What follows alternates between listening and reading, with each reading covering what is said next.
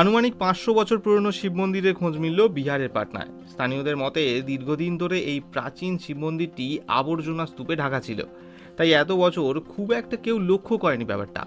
সাম্প্রতিক এই আবর্জনা পরিষ্কার করতে গিয়েই স্থানীয়রা মন্দিরের কিছু অংশ দেখতে পায়।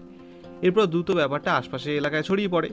কৌতূহল বাড়ে স্থানীয়দের, এবং অবশেষে স্থানীয়রা মিলেই এই আবর্জনার বেশ কিছুটা খোঁড়াখুঁড়ির পর এই আনুমানিক 15 শতকের সময়কার শিব মন্দিরটি বেরিয়ে আসে। এরপর মন্দিরে প্রবেশের পর স্থানীয়রা দেখে শিবলিঙ্গ যেমন রয়েছে, সেখানে এক প্রাচীন পায়ের ছাপও রয়েছে। মন্দির প্রকাশে আসায় স্থানীয়দের মধ্যে বেশ উত্তেজনার সৃষ্টি হয়েছে। মন্দিরের ভিডিও সোশ্যাল মিডিয়াতে ভাইরাল হয়ে যায়।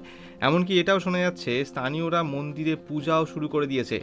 যদিও পাটনায় এমন প্রাচীন হিন্দু মন্দিরের আবিষ্কার নতুন নয়, মাঝে মধ্যেই এখানের প্রাচীন পোড়ো বাড়িগুলিতে এমন প্রাচীন মন্দিরের হদিশ মিলছে।